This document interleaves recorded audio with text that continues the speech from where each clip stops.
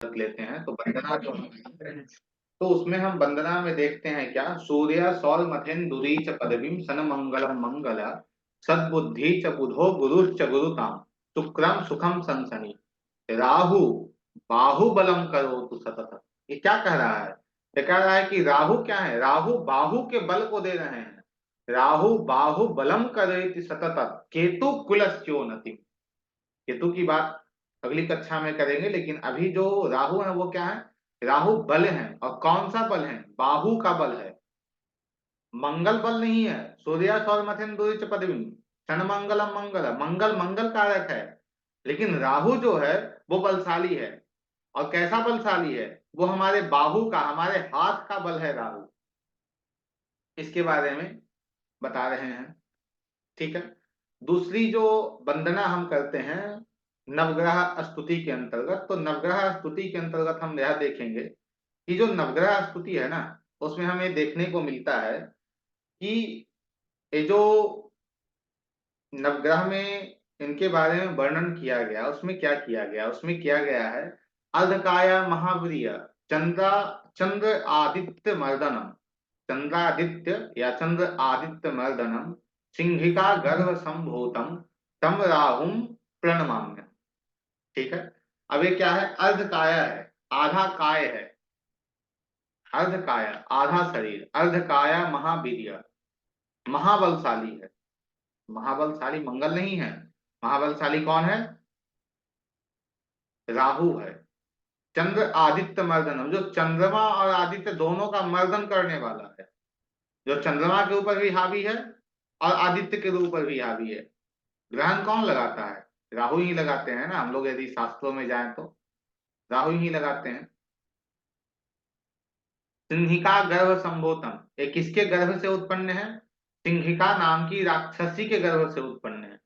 इस राक्षसी के बारे में आपको जानकारी कहाँ मिलेगी? आप सुंदर कांड को जब आप पढ़ते हैं तो सुंदर कांड के अंतर्गत आता है जो एक राक्षसी थी। देखिए यहाँ भी कितने अच्छे से राहु के बारे में बताया गया है। यदि आप सुंदर कांड के अंतर्गत इसे समझने का प्रयास करें तो सिंहिका नाम की राक्षसी थी, ठीक है।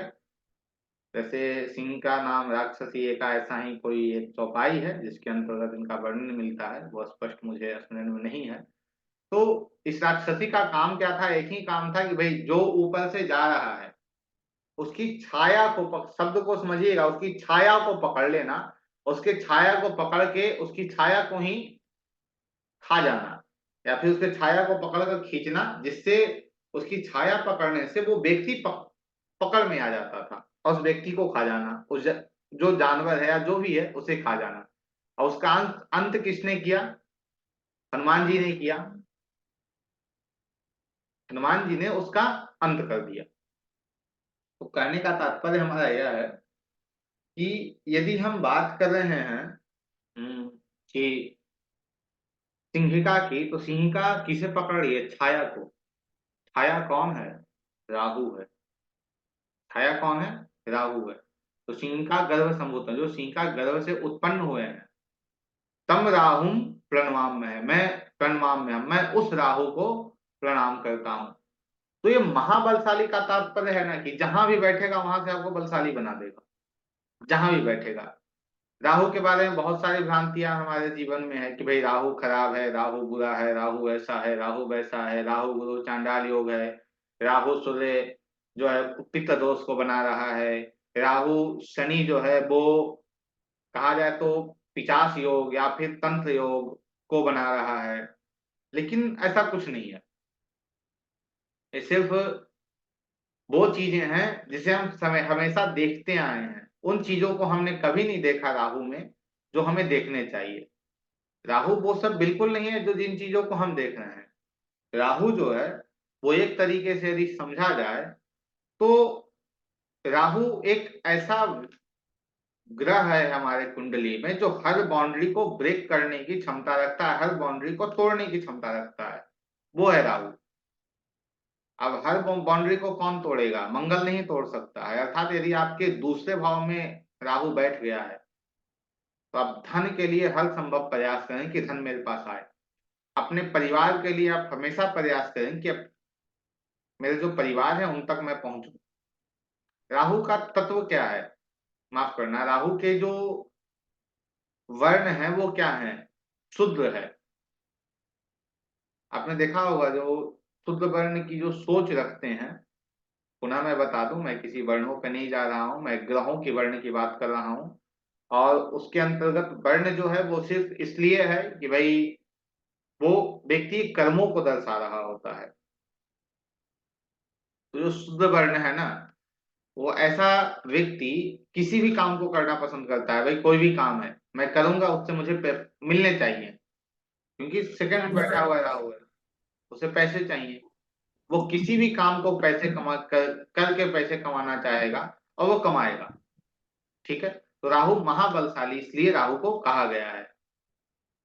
दूसरा, अर्धकाय है ना, आधा शरीर है इसका।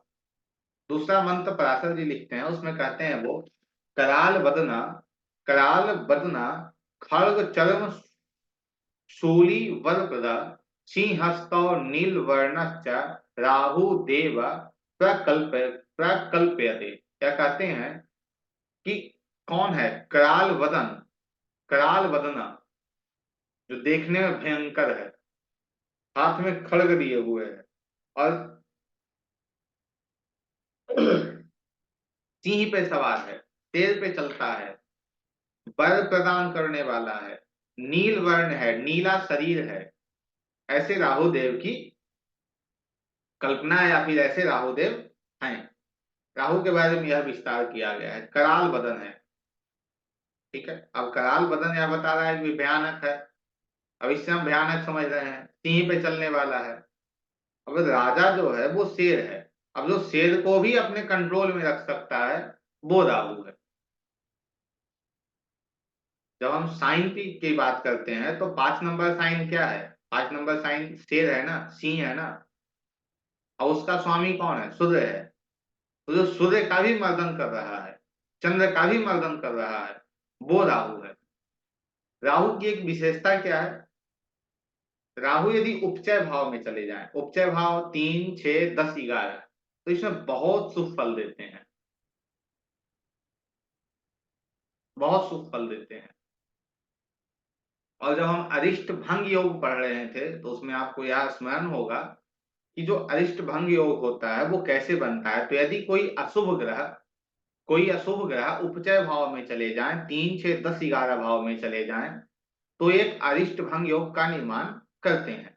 तो राहु यदि 3 में चला जाए, 6 में चला जाए, 10 में चला जाए या 11 में चला जाए, तो ये बहुत बहुत बेहतर, बहुत बेहतर एक योग का निर्माण कर रहे हैं। जैसे तीसरे में राहु, तीसरा भाव क्या है, कम्युनिकेशन है। तीसरा भाव 8वें से 8वां है। अब वहां राहु ऐसा महाबलशाली बैठा है। तीसरा भाव परिश्रम है। और सबसे बड़ी बात, तीसरा भाव हमारी कामना है, या हम कहें तो तीसरा भाव जो है वो अट्रैक्शन है, आकर्षण है। अब ये जो तीसरे भाव वाला राहु है ना, किसी व्यक्ति कुंडली में है और उस व्यक्ति को कुछ चाहिए, अपनी पूरी ताकत लगा देगा, जो कहा जाए कि शिद्दत, शिद्दत से उसे चाहेगा, जितना अथक प्रयास करेगा उसे पाने का, और पालेगा उसे, कुछ भी हो, क्योंकि काम है, तीसरा भाव काम है, उस पर उसकी विजय हो जाएगी। राहु महाबलशाली है, जिद्दी है वो, किसी भी प्रकार से उस तक पहुंच जाएगा और उसे पालेगा वो। लेकिन वो वह राहु की बात हम कर रहे हैं जो राहु बिल्कुल अकेला है, या फिर उस राहु की हम बात कर रहे हैं जो राहु केंद्र या त्रिकोण से संबंध में है।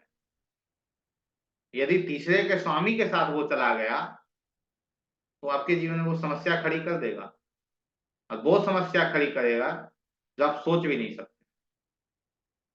छठा भाव, छठे भाव के राहु की यदि हम बात करें तो छठा भाव क्या है, 6 प्रकार के शत्रु वहां बैठे हैं, काम, क्रोध, लोभ, मोह बैठे हैं वहां। लेकिन यदि हम छठे को देखें तो छठा क्या है, क्रोध है, और वहां तो विजय आपको दिला देगा। और छठे के यदि राहु की बात की जाए तो छठे का राहु बहुत ही महत्वपूर्ण होता है। अर्थात छठे का जो राहु है वो हमारे जीवन में एक योग को बना रहा होता है, जिसे हम कहते हैं अष्टलक्ष्मी राजयोग। ये जो अष्टलक्ष्मी राजयोग है उसका निर्माण कैसे होता है, एक कुंडली बनाइए, उसके बाद हम समझेंगे। ठीक है, एक मीन लगने की कुंडली बनाइए।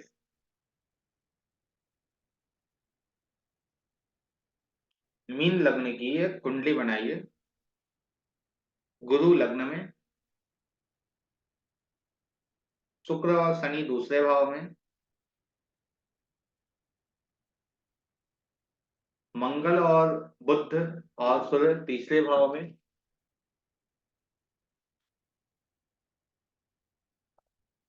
राहु चतुर्थ भाव में, केतु 12वें, माफ करना, राहु छठे भाव में,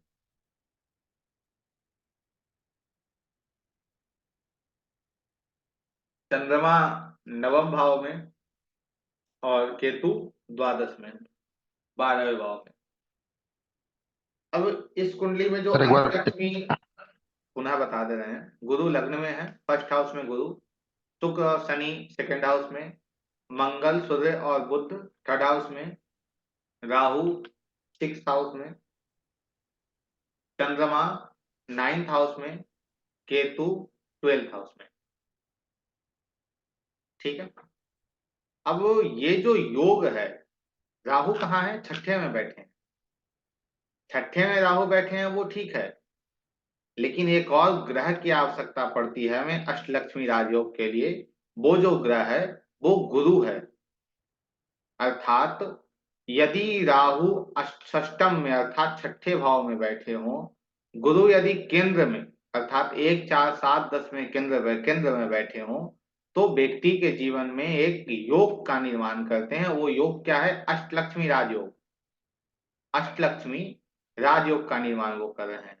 अभी जो अष्टलक्ष्मी राजयोग है ना, वो कैसे काम करता है, इसमें यदि हम समझेंगे तो यह हमें समझ में आएगा कि जो अष्टलक्ष्मी राजयोग है वो किसी ना किसी प्रकार से हमारे जीवन के अंतर्गत, जब राहु की दशा आती है, जब राहु की दशा हमारे जीवन में आती है तो वो फलीभूत होता है, अन्यथा ये फलीभूत नहीं हो पाता है। ठीक है, अब ये किसके लिए अच्छे से काम करेगा, अब जिसके जीवन में राहु 30 साल 40 साल की एज में आ रहा हो तो बहुत अच्छे से काम करेगा। अब जिसके जीवन में 80 90 के बाद आ रहा है तो क्या ये अष्टलक्ष्मी राजयोग काम करेगा, नहीं करेगा, क्योंकि दशा बताती है कब होगा और योग बताता है भाई क्या है। योग हमें यह बता रहा होता है कि भाई क्या आपको मिलेगा, लेकिन दशा हमें यह बता रहा है कि वो चीजें मिलेंगी वो आपको कब मिलेंगी। ठीक है, पुनः, तो अष्टलक्ष्मी राजयोग अर्थात 8 प्रकार के जो राजयोग हैं या 8 प्रकार के जो लक्ष्मी है वो शुक्र आपको नहीं दे रहा है, वो कौन आपको दे रहा है, वो राहु ला के दे रहा है। इसलिए राहु छठे में श्रेष्ठ है। छह के बाद हम आगे बात करते हैं 11 वाले राहु की, 10 वाले राहु की।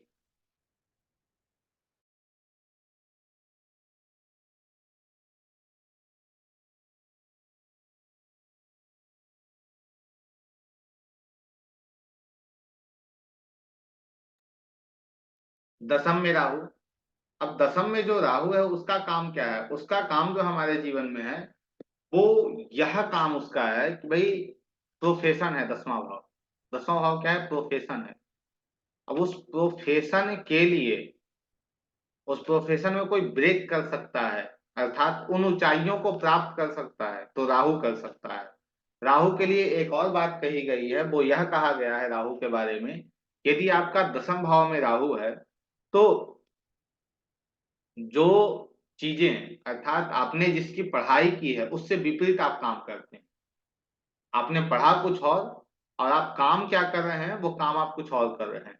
ठीक है, ऐसे एक कुंडली हमारे पास है जिसपे हम डिस्कस करेंगे। वो उस व्यक्ति ने पढ़ाई की, टीचिंग की, आज जो व्यक्ति है वो काम कर रहा है डॉक्टर का, राहु दशम में है, इस कारण से ऐसी स्थिति बनी है। तो राहु दशम में भी है तो बहुत श्रेष्ठ रिजल्ट आपको ला कर दे रहा है, क्योंकि वो ब्रेक करने की क्षमता उसके पास है और किसी के पास नहीं है। यदि हम बात करें राहु एकादश की, तो एकादश में राहु जाएंगे तो क्या कर रहे हैं वो, एकादश में राहु जाने के बाद वो आपकी हर कामनाओं की पूर्ति के लिए लगे हैं, क्योंकि वो महाबलशाली है। महाबलशाली होने के कारण वो आपको मंगल नहीं देगा, वो आपको शनि नहीं देगा, जो आपको राहु ला के दे देगा। आप जो आपकी जो इच्छा होगी उसके लिए आप अथक प्रयास करो कि मुझे चाहिए तो चाहिए, आप उसे प्राप्त करके रहोगे। वो आपका राहु है और वो आपको लाकर देगा। त्रिशदाय में इसलिए वो इतने अच्छे से काम कर रहा होता है, त्रिशदाय में वो इतने अच्छे से काम कर रहा होता है क्योंकि वो उपचय भाव है। 3 6 10 11 उपचय भाव है, और उपचय भाव में यदि राहु या फिर कोई भी अशुभ ग्रह जा रहे हो, राहु जाए, मंगल जाए, शनि जाए, केतु जाए, तो आपके कुंडली को कहीं ना कहीं एक ताकत, या कहें तो हम किसी प्रकार से आपकी कुंडली को एक अच्छी कुंडली, एक श्रेष्ठ कुंडली बनाने का वो प्रयास कर रहे हैं। 3 6 10 11 में राहु, तो इसे आप लिख सकते हैं कि 3 6 10 11 में यदि आपका राहु गया है तो बहुत श्रेष्ठ कार्य करने के लिए आपके कुंडली के अंतर्गत वो वहां गया है, बहुत श्रेष्ठ कार्य कार्य करने के लिए। तो राहु यदि हम कहें वेरी गुड, तो कहाँ है, 3 6 10 11 में बहुत अच्छा है। यदि आपका राहु वहां गया तो बहुत अच्छा है, लेकिन ध्यान रहे, यह देखने की आवश्यकता है कि 3 6 11 के स्वामी के साथ वहां नहीं बैठा हो। यदि वो 3 6 11 के स्वामी के साथ भी 3 6 10 11 में है तो भी अच्छा फल देगा, क्योंकि उपचय भाव है, वो समय के साथ आपको अच्छे फल देते जाएगा। इससे विपरीत यदि हम बात करते हैं कि भाई 4 5 9 12 में क्या है, तो चौथा भाव कंफर्ट है आपका, चौथा भाव लग्जरी है। वहां कौन गया है, वहां खुद राहु गया है। तो ये सारी चीजें आपको दे देगा वो, लेकिन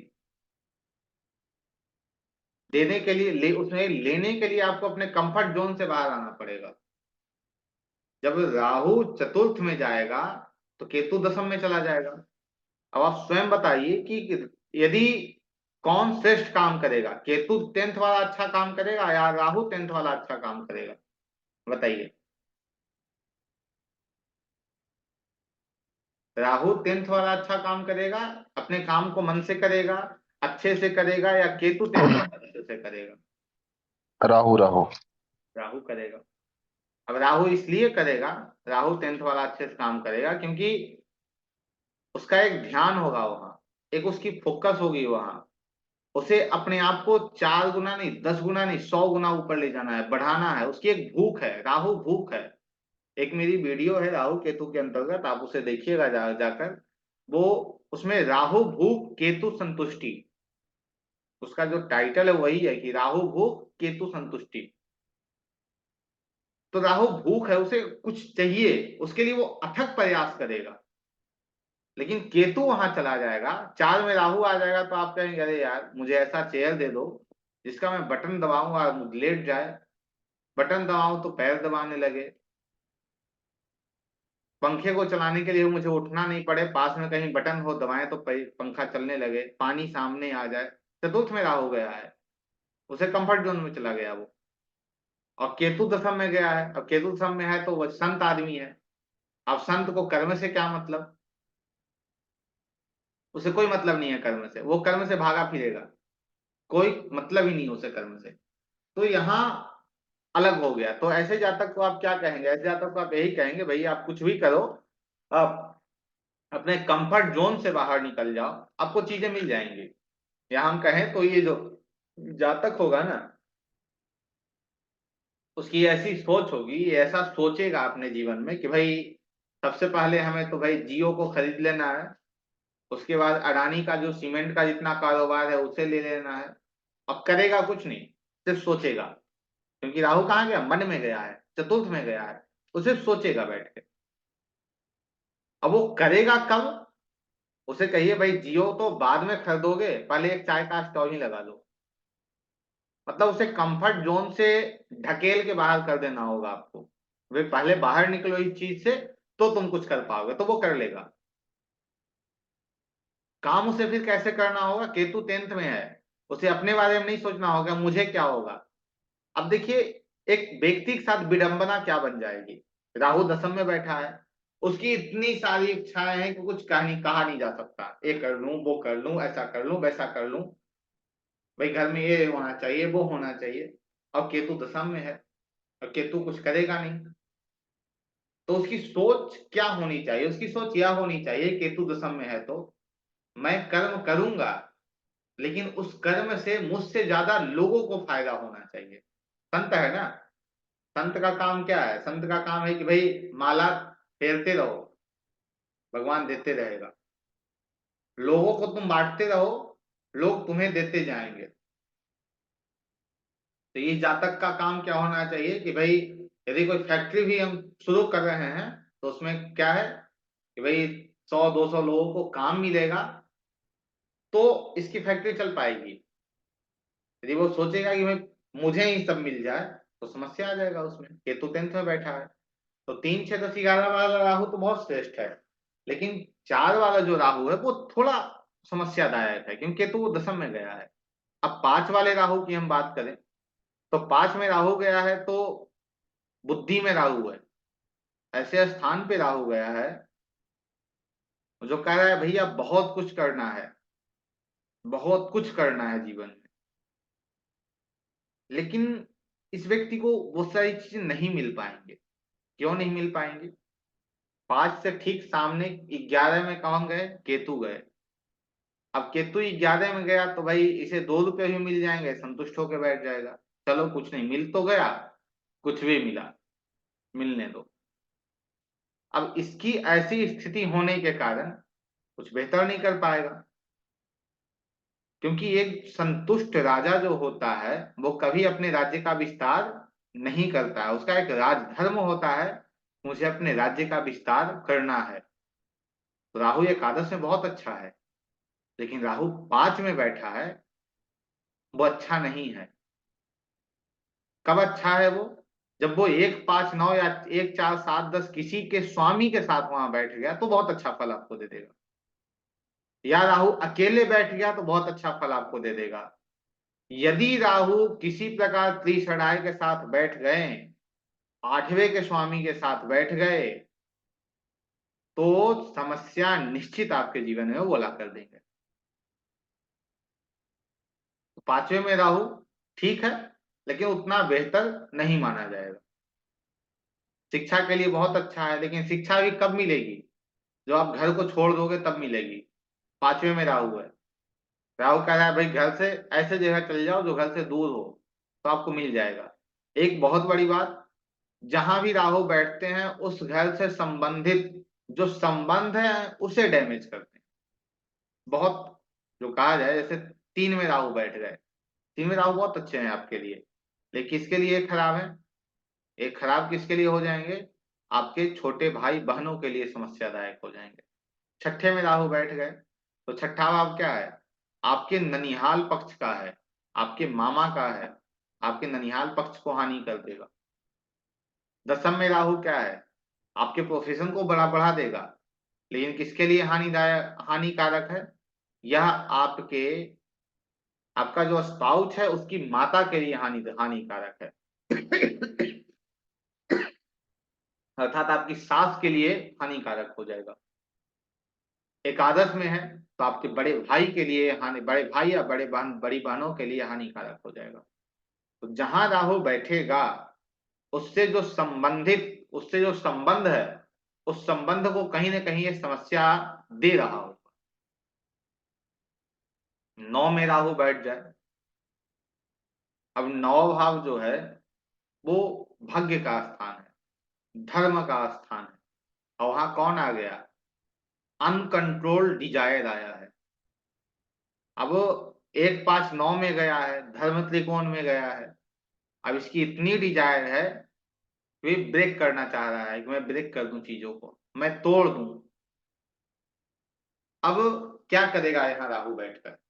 अब यहाँ राहु जब बैठा है ना, तो यदि राहु यहाँ अकेले है तो बहुत अच्छा है जातक के लिए, भाग्य भी सपोर्ट करेगा जैसे ही राहु की दशा आएगी। क्योंकि यह मानकर चलिए राहु आपके कुंडली में कहीं भी बैठा हो तो यह स्पष्ट कर रहा है आपके कुंडली में कि जहां वो बैठा है उस हाउस का वो लॉर्डशिप, लॉर्ड के रूप में काम करेगा, उससे उस हाउस का वो लॉर्डशिप के रूप में काम करेगा। राहु आपके लग्न में बैठा है, उस पर किसी ग्रह की दृष्टि नहीं है, कोई ग्रह उसके संपर्क में नहीं है, वो आपके लग्न के स्वामी के रूप में काम करेगा। जब राहु की दशा या अंतर्दशा आएगी, माफ कीजिए दशा आएगी, तो उस दशा के अंतर्गत आपको अच्छी चीजें देके चला जाएगा, आपके स्वास्थ्य को ठीक करके चला जाएगा, आपको नेम फेम देके चला जाएगा। दूसरे में राहु बैठा है तो आपको धन देके चला जाएगा। लेकिन कौन सा राहु धन देके जाएगा? जो राहु अकेले बैठा है। जैसे नौवे में राहु बैठ गए, अब नौवे में जो राहु बैठे हैं वो यदि अकेले बैठे हैं तो आपके नवम भाव के स्वामी के रूप में काम कर रहे हैं, बहुत अच्छा आपके लिए है। भाग्य का स्वामी भाग्य में ही बैठा है, जब उसकी दशा आएगी तो बहुत कुछ आपको देकर चला जाएगा। लेकिन यदि जब राहु जो हैं वो वहां बैठे हैं, मान लेते हैं मेष लग्न की कुंडली है, मेष लग्न कुंडली में राहु नवम में बैठे हैं और उनके साथ में कौन आ गया है? उनके साथ में बुध बैठ गया है, तो क्या होगा? त्रिषणाय को जो आज तक हमने बहुत अच्छे से समझा, लेकिन इसके अंतर्गत त्रिषणाय को यदि हम लेते हैं ना, तो तीन क्या है? तीन काम है। तीसरा भाव क्या है? काम है। तीन छह ग्यारह, तीन काम है, इन्हें त्रिषणाय कहते हैं ना, त्रि काम। षड, षड अर्थात छठा, क्रोध है। 11वां लोभ है। कौन आया साथ में? गुरु के साथ, को माफ कीजिएगा, राहु के साथ कौन आया? बुध आया है। बुध कहाँ का स्वामी है? 3 और 6 का स्वामी है मेष लग्न की कुंडली में। अब 3 और 6 का स्वामी जो है वो राहु के साथ कहाँ आया है? नवम में आया है। और वो क्या कह रहा है? वो यह कह रहा है कि भाई धर्म से आपको विरुद्ध कर देगा, पिता को कष्ट में डाल देगा। और धर्म से विरुद्ध अर्थात आप दूसरी परंपरा को फॉलो करना प्रारंभ कर देंगे। ये राहु जो है वो यह आपको बताने का प्रयास कर रहा है। यदि वहीं यहाँ राहु के साथ में कौन आ जाए?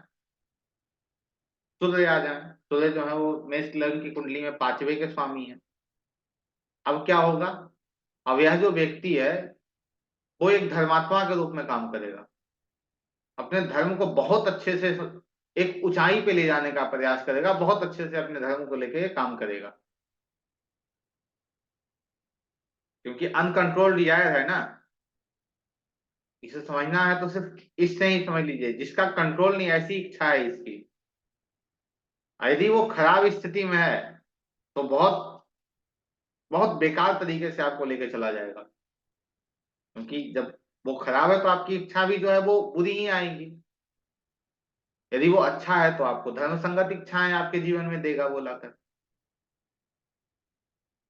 राहु 12 में चला गया। 12वां भाव क्या है? खर्च है। 12वां भाव खर्च है। अब 12वें में राहु चला गया, अब क्या बोलेंगे हम? कहेंगे ठीक नहीं है, अच्छा नहीं है राहु 12 में गया है। क्योंकि 12वां भाव 6 8 12 है, कहीं ना कहीं हम उसे अच्छा नहीं मानते हैं। 12वां भाव खर्च है, उसे भी हम किसी प्रकार से ठीक नहीं मानते हैं। इन्वेस्टमेंट है। लेकिन अब कौन है जो दान करेगा, कौन है जो खर्च करेगा? जो 3 6 11 के स्वामी के साथ संबंध बनाया हुआ राहु है वो खर्च करेगा। कैसे खर्च करेगा? वो बेड प्लेजर पे खर्च करेगा, अच्छी जगह खर्च नहीं कर पाएगा। लेकिन जो 1 5 9 के स्वामी के साथ राहु बैठा है वो धर्म के लिए खर्च करेगा, वो दान करेगा। तो ये दोनों में पुनः अंतर आ गया। जो त्रिसराय के साथ राहु बैठा है वो बेड प्लेजर पे खर्च कर रहा है। जो त्रिकोण के साथ बैठा है, 1 5 9 के साथ बैठा है, वो दान के लिए खर्च कर रहा है। तो राहु यदि 4, 5, 9, 12 में है तो वो कैसे फल हमें दे रहे हैं? वो फल ऐसे देंगे, यदि वो त्रिसराय के साथ बैठे हैं, 3 के साथ बैठे हैं, तो कामना जो अनकंट्रोल आएगी हमारे पास, उससे हम कष्ट में आ जाएंगे। 6 के साथ यदि वो बैठे हैं तो क्रोध के कारण हम कष्ट में आ जाएंगे। 11 के साथ वो बैठ गए हैं तो लाभ लोभ के कारण हम कष्ट में आ जाएंगे। 4, 5, 9 में राहु गए हैं, वो यदि इन ग्रहों के साथ आ गए, त्रिसराय के साथ आ गए, तो अच्छे फल नहीं देंगे। यदि वो त्रिसराय के साथ नहीं आते हैं तो अच्छे फल हमें ला के देंगे। जैसे राहु दूसरे भाव में रख लीजिए। दूसरा भाव क्या है? धन है, संपत्ति है, परिवार है। वहां केंद्र का स्वामी कोई चला गया है,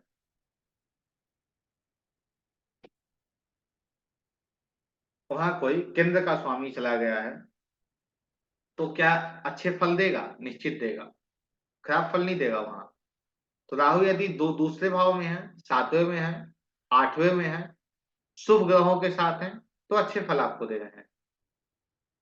राहु 8वें भाव में है। 8वां भाव जो है ना, वो अचानक हमारे जीवन में लाभ भी देता है, अचानक हमारे जीवन में नुकसान भी कराता है। अब किसे नुकसान देगा और किसे लाभ कराएगा? तीसरे का स्वामी और छठे का स्वामी, जैसे तुला लग्न की कुंडली हो, तुला लग्न की कुंडली में तीसरे का स्वामी और छठे का स्वामी कौन हो जाएगा? गुरु हो जाएंगे। राहु 8वें में बैठे हैं, राहु और गुरु एक साथ बैठ गए। अब इस जातक के जीवन में अचानक क्या आएगा? अचानक कोर्ट केस आ जाएगा, अचानक डॉक्यूमेंट संबंधित समस्या आ जाएगी, अर्थात अचानक समस्याएं आनी प्रारंभ हो जाएगी और बहुत सारी समस्याएं आ जाएंगी एक साथ, जिसकी कोई आकलन नहीं की जा सकती है। लेकिन यही इसी राहु के साथ में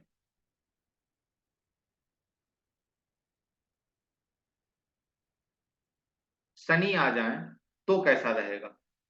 अब आप कहोगे भाई शनि तो अच्छा नहीं है, लेकिन तुला लग्न की कुंडली में शनि क्या हो जाएंगे? शनि चौथे और 5वें के स्वामी हो जाएंगे, केंद्र के और त्रिकोण के स्वामी हो जाएंगे, और वो राहु के साथ चले जाएंगे 8वें में। तो अचानक लाभ करा देगा, प्रॉपर्टी का लाभ करा देगा, पैसे का लाभ करा देगा, अचानक लाभ करा देगा, सटेन अच्छे से लाभ करा के चला जाएगा। अब राहु ऐसा ग्रह है, वो खुद अपने रिजल्ट को तो दे रहा है, लेकिन दूसरे ग्रह के जो रिजल्ट है उसे विस्तार, उसका विस्तार कर देता है, उसे बहुत हद तक बढ़ा देता है। तो राहु यदि 2, 7, 8, 12 में गए हैं, शुभ ग्रहों के साथ हैं, तो अच्छे परिणाम आपको लाकर देंगे, बहुत अच्छे परिणाम लाकर देंगे। यदि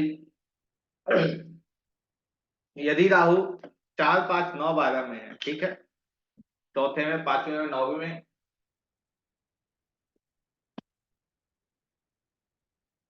12वें में है, तो यह क्या देंगे आपको? यह अच्छे, या हम कहें तो अच्छे शुभ चीजें आपके जीवन में ऐड करेंगे। लेकिन कब करेंगे? जब ये केंद्र या त्रिकोण के साथ होंगे। यदि ये त्रिसराय के साथ हो जाएंगे, या हम कहें तो 3 से 4 घर आप रख लीजिए, तीसरा, छठा, 11वां, 8वां और 12वां, इन 5 भाव के स्वामी के साथ राहु आपकी कुंडली में किसी भी प्रकार आ गए, तो राहु वहां पे आपको समस्या ही देंगे। कब देंगे? अपनी दशा के अंतर्गत देंगे। तीसरा, क्योंकि जो 8वां भाव है वो कहीं ना कहीं काल पुरुष की पीड़ा है, कष्ट है, ठीक है। 12वां भाव जो है वो हमारे निजी दोष होते हैं। 12वां भाव जो है वो हमारा निजी दोष है, खुद का दोष होता है जिस कारण हम कष्ट में आते हैं। तो 12वें भाव का भी स्वामी यदि राहु के साथ आ गया है तो वो कष्ट आपको देके चला जाएगा। तो यदि हम कहें तो भाई 3 6 10 11 हैं, वो किसी के साथ बैठे हैं आपको अच्छे फल दे के चले जाएंगे, ज्यादा समस्या नहीं देंगे आपके जीवन में।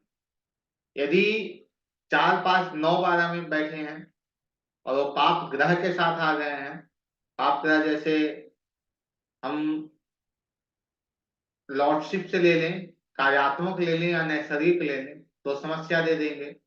यदि 2 7 8 12 में गए हैं, कार्यात्मक या नैसर्गिक रूप में किसी प्रकार अशुभ ग्रहों के साथ आ गए, तो वो समस्या हमें दे देंगे जीवन में।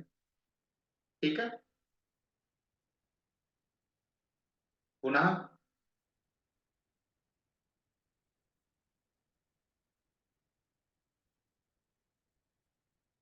त्रिषणाय के साथ साथ राहु को देखने के 3 तरीके होते हैं।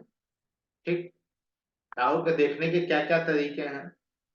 एक जो तरीका है राहु का, वो हम लग्न कुंडली में देख रहे हैं, जैसे अभी आप लोग के समक्ष हम देख रहे हैं। दूसरा जो तरीका है वो राहु का डिस्पोजिटरशिप होता है, राहु का डिस्पोजिटरशिप। और तीसरा जो है वो राहु नववांश में कहाँ है।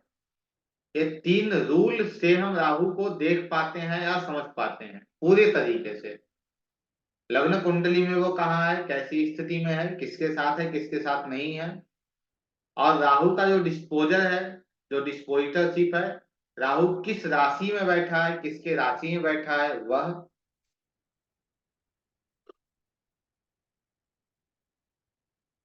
तीसरा, राहु नववांश के अंतर्गत कहाँ। ये 3 चीजों से हम राहु का आकलन करते हैं, राहु को हम समझते हैं। ठीक है।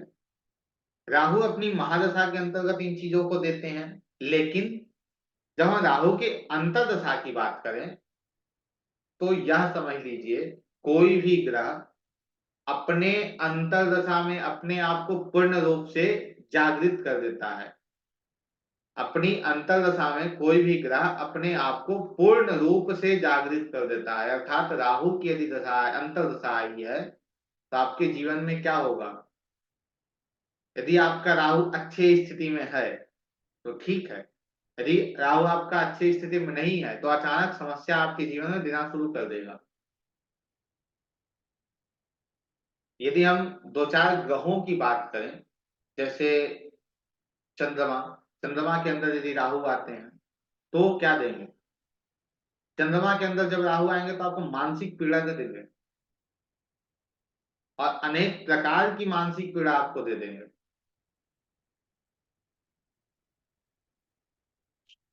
और वो जो पीड़ा होगी उस कारण से आप कष्ट में आएंगे। सूर्य के अंदर यदि राहु की हम बात करें, सूर्य की महादशा चल रही हो और राहु की प्रत्यंतर दशा चल रही हो, तो यह भी आपको कष्ट देता है। जब राहु की, माफ कीजिए, अंतर्दशा जब राहु की चल रही है तो भी आपको एक कष्ट दे रहा है। एक कष्ट किस प्रकार के देगा, पिता संबंधित कष्ट देगा, सरकार संबंधित आपको एक कष्ट देगा, और ज्यादातर जो आपको है कष्ट देगा वो आपके प्रोफेशन के अंतर्गत देगा। शनि राहु की बात करें तो शनि राहु और गुरु राहु, ये जो योग, अंतर्दशा के योग हैं, वो बिल्कुल अच्छे नहीं माने जाते। शनि के अंदर यदि राहु आ जाए तो शनि राहु को दरिद्र योग के नाम से जाना जाता है। तो आपके जीवन में ये जो राहु है ना, वो अचानक अचानक ऐसे समस्या दे देंगे जिसे आप समझ ही नहीं पाओगे। जैसे आप अच्छे से अपने काम को कर रहे हैं, काम बहुत अच्छे से चल रहा है, अचानक बंद हो जाएगा। अचानक बंद हो जाएगा, आप समझ ही नहीं पाएंगे अचानक बंद कैसे हो गया। और राहु के अंदर शायद शनि के अंदर आ जाएगी तो, और गुरु के अंदर यदि आ जाएगी तो ऐसा जो व्यक्ति है ना, वो अपने आप को, जैसे एक बात मैं बताऊं, मान लीजिए कोई व्यक्ति है और वो अपने प्रॉपर्टी को या फिर अपनी चीजों को नुकसान पहुंचा रहा है। जैसे कोई व्यक्ति है जिसकी प्रॉपर्टी 10 करोड़ रुपए की है, और वो व्यक्ति अपने प्रॉपर्टी को कह रहा है कि भाई आप 2 करोड़ में हमसे ले लीजिए, तो कहीं ना कहीं उसके कुंडली में गुरु राहु की दशा चल रही है। गुरु के अंदर राहु चल रहे हैं या राहु के अंदर गुरु चल रहे हैं। तो चंद्र के अंदर राहु या राहु के अंदर चंद्र, तो ये कहीं ना कहीं आपके जीवन में एक समस्या ला कर दे रहा है। खासकर किन के लिए है, गुरु राहु या राहु गुरु के लिए। शनि के अंदर राहु आएंगे, आपके प्रोफेशन में पीड़ा दे देंगे, और बहुत, क्या हम बताएं, बहुत बेकार पीड़ा देकर चले जाएंगे। आपके प्रोफेशन को पूरी तरह बंद कर देंगे अचानक, जिसके बारे में आपको आपकी कोई सोच नहीं हो सकती है, वो चीजें आपके जीवन में वो लाकर दे देंगे।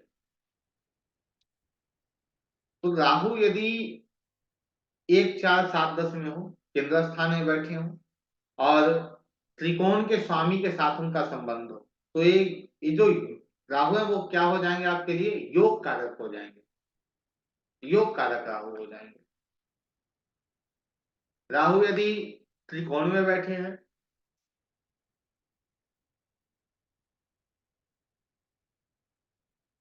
राहु यदि त्रिकोण में बैठे हैं और केंद्र के स्वामी के साथ हैं, तो क्या होगा आपके जीवन में, यह भी जो राहु है वो आपके लिए एक योग कारक राहु के रूप में काम कर रहा है, एक बहुत अच्छे राहु के रूप में काम कर रहा है, एक योग कारक राहु के रूप में काम कर रहा है।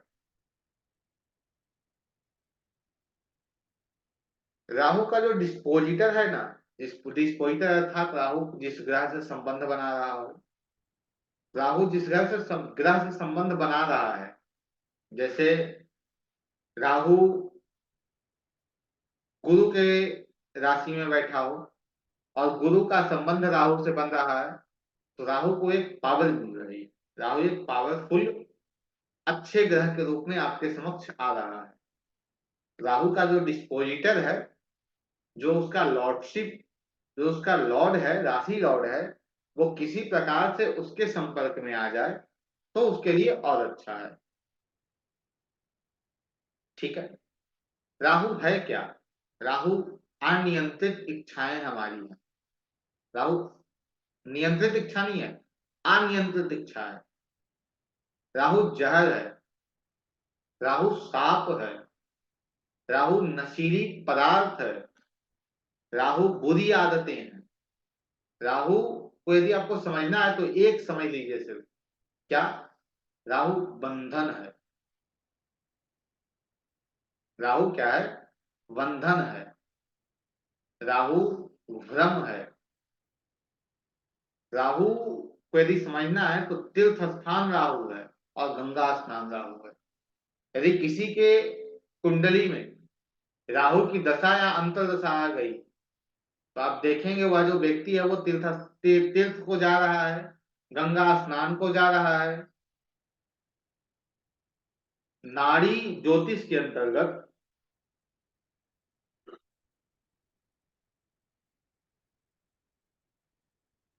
नाड़ी ज्योतिष के अंतर्गत राहु जो है ना, वो सर्कल को दिखाता है, अर्थात परिक्रमा को राहु दिखा रहा होता है। यदि आपके जीवन में राहु का संबंध किसी ऐसे ग्रह से है जो आपको परेशानी में डाल रहा है, तो उसके लिए आप क्या करेंगे, कुछ करने की आवश्यकता नहीं है, आप किसी मंदिर का परिक्रमा कीजिए, सबसे अच्छी रेमेडी आपके लिए है। आप गंगा स्नान कीजिए, क्योंकि राहु गंगा स्नान को भी दिखा रहा है, बहुत अच्छा है आपके लिए। आप तीर्थ घूम कर चले आइए, बहुत अच्छा है आपके लिए। तीर्थाटन कीजिए, क्योंकि वो ज्ञान, जैसे राहु है ना, तो राहु क्या है, राहु ऑब्जर्व है, आप लोगों को ऑब्जर्व करके आप ज्ञान को अर्जित कर सकते हैं। केतु जो है वो आपको एकांत में बैठकर कुछ पढ़ के आपको ज्ञान देता है। तो राहु की जब अंतर्दशा आपके जीवन में आई है, दशा आई है, तो लोगों को देखिए, समझिए, उनसे कुछ सीखने का प्रयास कीजिए, तो आपको बहुत सारी चीजें वहां से भी मिल जाएगी। ठीक है। और राहु को प्रत्येक भाव के अंतर्गत देखा जाए तो उसे आज तो हम नहीं लेंगे, उसे कल की कक्षा के अंतर्गत लेंगे। कल भी राहु ही चलेंगे हमारे कुंडली के अंतर्गत, हमारी कक्षा के अंतर्गत।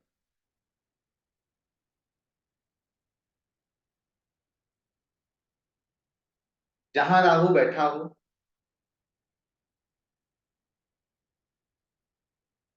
वो बिल्कुल अकेला है ना, बिल्कुल अकेला है, किसी प्रकार कोई और ग्रह उनके साथ नहीं बैठे हैं, तो आपके लिए बहुत अच्छा है, बहुत श्रेष्ठ वो कार्य आपके लिए कर रहा है, वो उस घर के लॉर्डशिप के रूप में काम करेगा। तीन ग्रह पे अभी थोड़ी सी चर्चा अभी हम कर लेते हैं, उसके बाद अगली जो तीन भाव पे अभी हम थोड़ी चर्चा कर लेते हैं। अगला जो है वो अगले क्लास के अंतर्गत करेंगे। पंचम भाव। पंचम भाव का जो राहु है वो आपके लिए जब उसकी अंतर्दशा आ जाए, वो आपको दे क्या रहा है? वो कहीं ना कहीं आपको देने का प्रयास कर रहा है पूर्व जन्म के कर्म। अर्थात आपने जो पूर्व जन्म के कर्म किए हैं उससे वो कनेक्ट आपको फल दे रहा है। तो यदि पंचम भाव में राहु आपका बैठा हो और वो यदि त्रिषणाय के संपर्क में आ गया है, तो वो क्या कह रहा है कि भाई पूर्व जन्म में आपने किसी प्रकार बुरे कर्म किए हैं, जिस कारण से आपको इस जन्म में समस्या मिल रही है। और उसके लिए आपको उपाय बता दिया जाएगा कि भाई आप इसे बहा दो, इसे दफना दो, इसे ये कर दो, उसे वो कर दो। उससे कुछ नहीं होगा। आपको आपको उसके लिए करना क्या है? आपको उसके लिए सिर्फ एक के पास जाना है, भगवान शिव के पास। क्योंकि पूर्व जन्म के कर्म है ना, और पूर्व जन्म का जो कर्म है उसका नाश कौन करेंगे? कहीं ना कहीं भगवान शिव करेंगे। भगवान शिव के मंत्रों का जप कीजिए, आराम मिलेगा।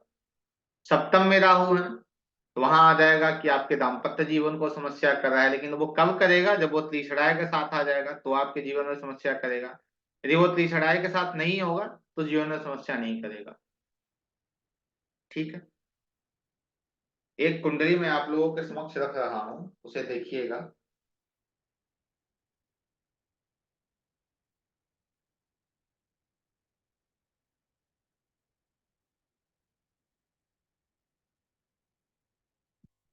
जी, एक कुंडली आप लोगों को दिख रही होगी। इस कुंडली में आप देखेंगे कि दो ग्रह एक साथ बैठे हैं, राहु और गुरु। राहु गुरु दोनों एक साथ बैठे हैं। अब इसे देखकर आप क्या कहेंगे? ये तो चांडाल दोष है, चांडाल योग बना रहा है ना राहु गुरु, चांडाल योग। लेकिन ये चांडाल योग नहीं है। कैसे नहीं है? राहु चांडाल योग है यदि यह जातक किसी प्रकार राहु से जुड़कर काम कर रहा हो, या अपने जन्म स्थान को छोड़कर काम कर रहा हो। तो गुरु जो है वो बिल्कुल सपोर्ट करेंगे इसे, और बहुत हद तक, बहुत ऊपर तक जाएगा। लेकिन यदि यह व्यक्ति जो है वो किसी प्रकार गुरु को अपने अंदर में ले आता है, गुरु से जुड़ जाता है, तो राहु परेशान करना शुरू कर देंगे। तो आपके कुंडली में जहां भी शुभ ग्रह के भी साथ राहु हैं, तो किसी न किसी प्रकार उनसे राहु से खुद जोड़ने का प्रयास कीजिए। तो आपको बहुत कुछ वहां से आपको बहुत कुछ मिलेंगे। और उससे फिर आप रिलेट भी कर पाएंगे कि हाँ, मुझे बहुत कुछ मिली वहां से। कुछ कुंडली पे कल की कक्षा में चर्चा करेंगे हम। आज जो एक रूल पे हम बात करने के लिए आप लोगों से हम बताए थे वो यह है कि बहुत सी कुंडली के अंतर्गत हमने यह देखा है, जैसे लग्न कुंडली है, चंद्र कुंडली है। तो लग्न कुंडली में जो योग हैं वो फलीभूत होते हुए नहीं दिख रहे हैं, लेकिन चंद्र कुंडली में जो योग हैं वो फलीभूत हो रहे हैं। तो उसका तात्पर्य क्या है? तो उसका तात्पर्य यही है कि कहीं ना कहीं षडबल में आपका जो लग्नेश है वो चंद्रमा से कमजोर स्थिति में है। चंद्रमा से वो कमजोर है, जिस कारण से ऐसी स्थिति आपको देखने को मिल रही है। ठीक है। जैसे इस बच्चे के बारे में क्या बताया था आपने सपना जी, पुनः बताइएगा। जी सर, जैसे अभी ये इसका स्पीच डिले है और समझने में भी प्रॉब्लम है। ठीक है। थोड़ा कम्युनिकेशन भी इसका बहुत सर कम है। पहले तो ऐसा था कि कहीं जा मतलब किसी के साथ जाता ही नहीं था, जाने में मतलब डरता था, रोता था, ठीक है, इसे सोशल भी देखिएगा। नहीं है बिल्कुल।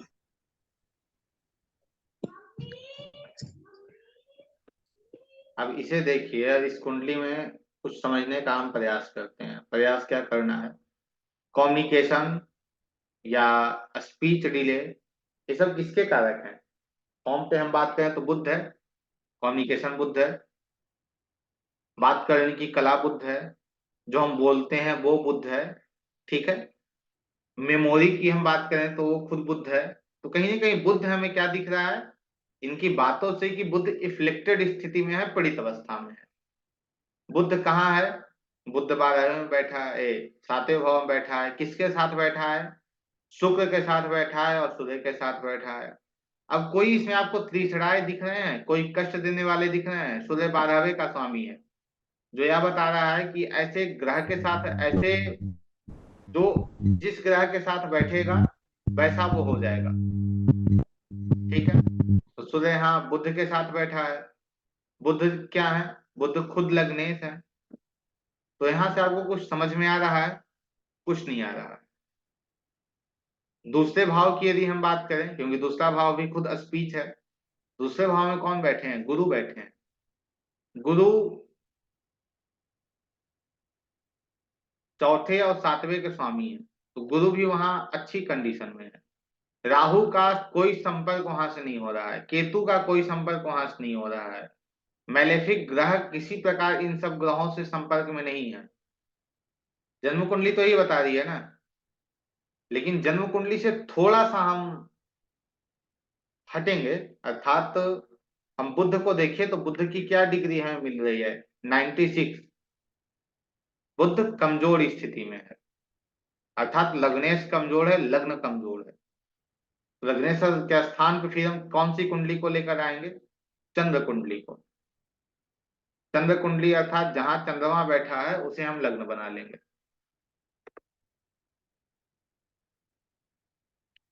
अब आपको कुछ मिला? बताइए, कुछ मिला आप लोगों को?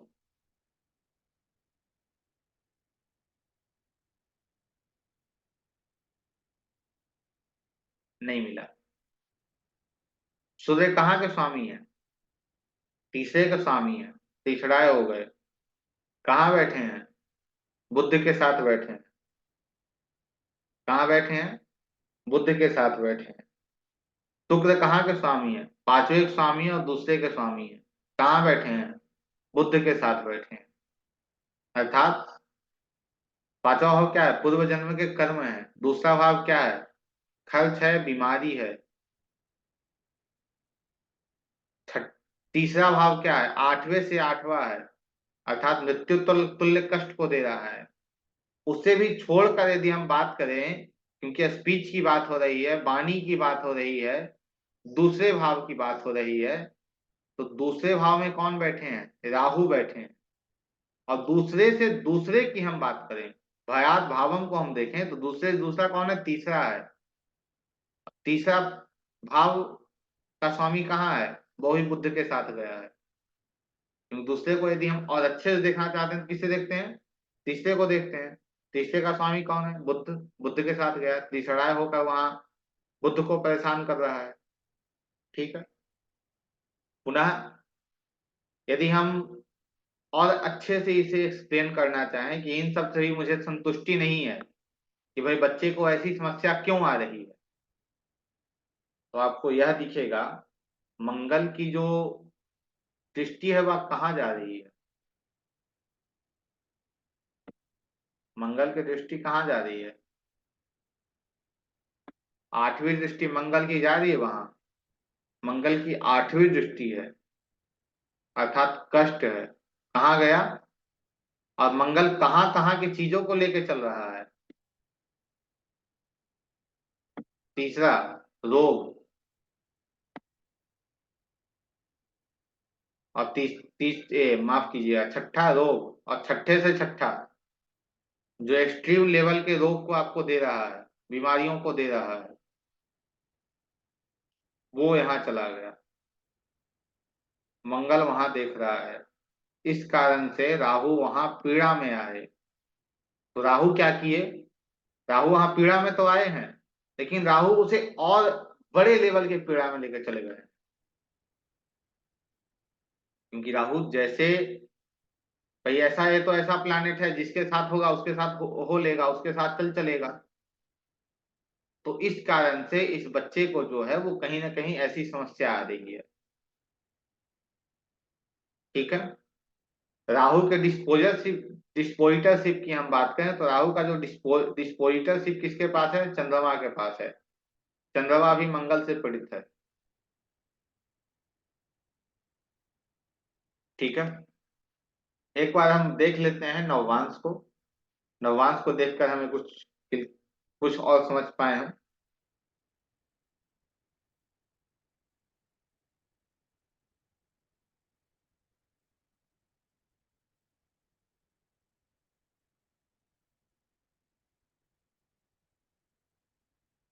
नववांश में देखिए खुद मंगल वहां गए हैं, इसलिए नववांश को देखने के लिए बार बार कहा जाता है। मंगल खुद वहां गए हैं। अब इसमें मंगल क्या हो रहे हैं? त्रिषडाय हो रहे हैं।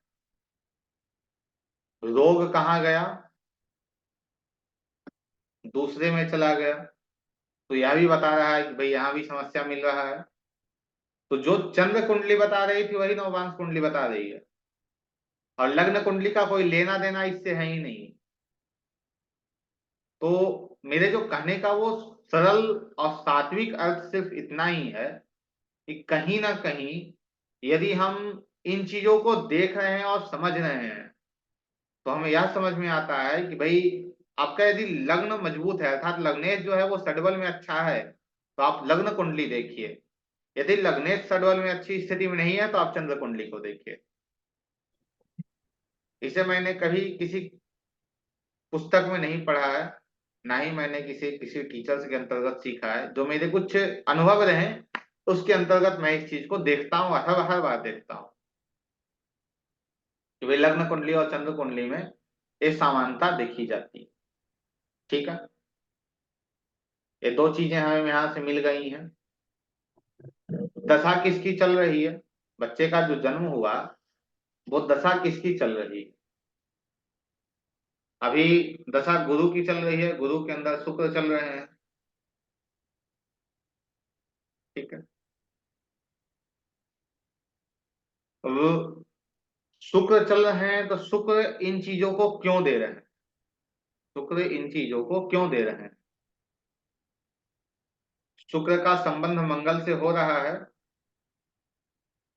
मंगल की चौथी दृष्टि शुक्र पे जा रही है। जैसे हम एक बार बात किए थे तो हम क्या बोले थे कि भाई जो ये जो वर्ग कुंडलियां है ना, वर्ग कुंडलियां क्या है? गिवर हैं, ये हमें देती हैं। लेकिन लग्न कुंडली या चंद्र कुंडली क्या है? रिसीवर है। तो नववांश कुंडली तो बच्चे के वाणी में कष्ट दे रहा है, बच्चे के मेंटलिटी में कष्ट दे रहा है, और उस कष्ट को रिसीव कौन कर रहा है? रिसीव मंगल कर रहा है।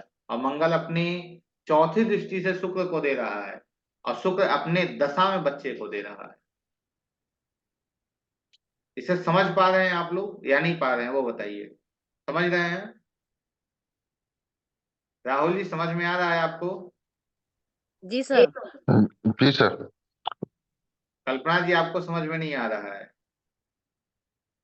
पिछली लगभग पीछे की बहुत सारी कक्षा आपने छोड़ रखी है, उसे देख लीजिए तो आपको समझ में आ जाएगा। सर लेकिन एक चीज और है, जो मंगल यहाँ पे है, जो जैसे नवांश कुंडली की मैं बात करूं हम्म, तो ये बताइए। उपचय उपचय भाव के भी स्वामी हो रहे हैं, तो कहीं ना कहीं इस बच्चे की उम्र के साथ साथ इनके प्रॉब्लम को कुछ कम भी करेंगे। नहीं, नहीं कम करेंगे। कैसे नहीं कम करेंगे? क्योंकि उपचय भाव में कोई ग्रह बैठेंगे। देखिए बहुत इसमें थोड़ा सा अलग करने की आवश्यकता है। जैसे जी। 3 6 11 में कोई ग्रह बैठे हैं वो खराब नहीं है, 3 6 11 हम्म। का स्वामी खराब है। हम्म। तो 3 6 10 11 में कोई ग्रह बैठेगा तो अच्छा है, 3 6 11 का स्वामी अच्छा नहीं है। समझ रहे हैं इसे आप? जी सर।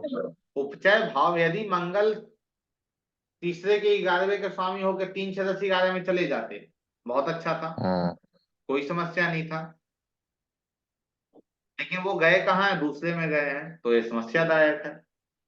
यदि यही मंगल तीसरे में होते कोई समस्या नहीं होता, लेकिन एक बात और है, हम्म। यह बच्चा धीरे धीरे स्वयं ठीक हो जाएगा। मेडिकली थोड़ी सहायता लेनी पड़ेगी, लेकिन ये ठीक हो जाएगा। ठीक है। सर इसमें कितना टाइम लगेगा? इसका तो लगभग 2 साल से चल रहा है मेडिकली ट्रीटमेंट। कब से चल रहा है ट्रीटमेंट? लगभग सर 2 साल हुआ है। 2 साल कब से, कोई डेट या कोई महीना? डेट तो सर मुझे नहीं याद है, वही महीना मुझे लगता है अक्टूबर या सितंबर अक्टूबर से। 21 22 23 21 से समथिंग चल रहा है सर। 21 सितंबर अक्टूबर में। तो परली जो है वो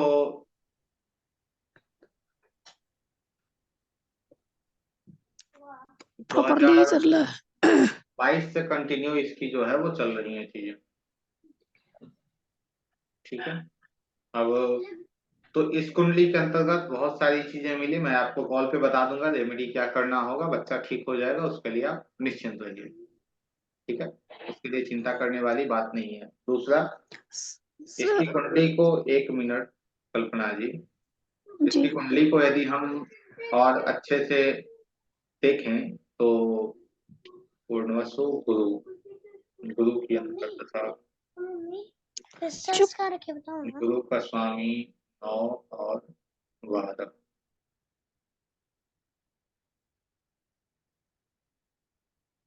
इसे जन्म स्थान से दूर ही रखिएगा। जन्म स्थान से इतना दूर रखिएगा उतना बेहतर इसके लिए रहेगा। ठीक है। और जी कोई प्रश्न आप लोगों का आज की कक्षा को लेकर? सर, ये आगे चल के मतलब अपना कुछ प्रोफेशन वगैरह या कुछ करेगा कि करेगा, नहीं कर पाएगा? करेगा करेगा, क्यों नहीं करेगा, ऐसा नहीं है नहीं करेगा। रहेगा।